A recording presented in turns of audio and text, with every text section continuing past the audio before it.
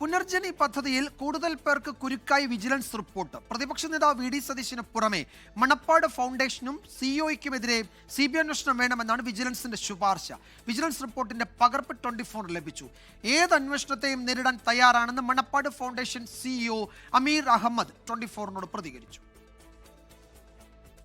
പ്രതിപക്ഷ നേതാവ് V D സതീശനും മണപ്പാട്ട് ഫൗണ്ടേഷൻ CEO അമീർ അഹമ്മദും ചേർന്ന് നടത്തിയ ഗൂഢാലോചനയുടെ ഭാഗമായാണ് പ്രളയബാധിതരെ പുനരധിവസിപ്പിക്കാനെന്ന പേരിൽ വിദേശത്ത് പണം പിരിച്ച് കേരളത്തിലേക്ക് അയച്ചതെന്നായിരുന്നു വിജിലൻസിന് ലഭിച്ച പരാതി. 2018 മുതൽ 2022 വരെ പുനർജനി പദ്ധതിയുടെ കാലയളവിൽ മണപ്പാട്ട് ഫൗണ്ടേഷന്റെ FCRA അക്കൗണ്ടിലേക്ക് 1,22,23,152 രൂപ വന്നതായി വിജിലൻസ് കണ്ടെത്തി. മണപ്പാട്ട് ഫൗണ്ടേഷൻ ഇത്തരത്തിൽ വിദേശ ഫണ്ട് സ്വീകരിച്ചതിന്റെ രേഖകളോ റെക്കോർഡുകളോ സൂക്ഷിച്ചിട്ടില്ല എന്നും FCRA നിയമത്തിന്റെ റൂൾ 19ന്റെ ലംഘനമാണെന്നും വിജിലൻസ് റിപ്പോർട്ടിൽ പറയുന്നു.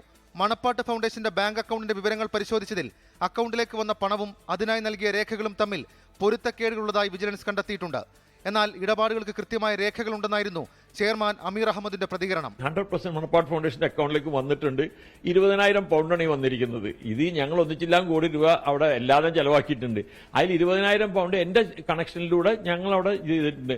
അതിൽ വന്നിട്ടുള്ള പണം അത് FCRA വന്നിരിക്കുന്നത്. ഞങ്ങൾ വേറെ രജിസ്റ്റേർഡ് ഏജൻസി ഇൻ FCRA. 1% വ്യത്യാസം ആരെങ്കിലും കാണിച്ചു തന്നെ I am ready to do anything.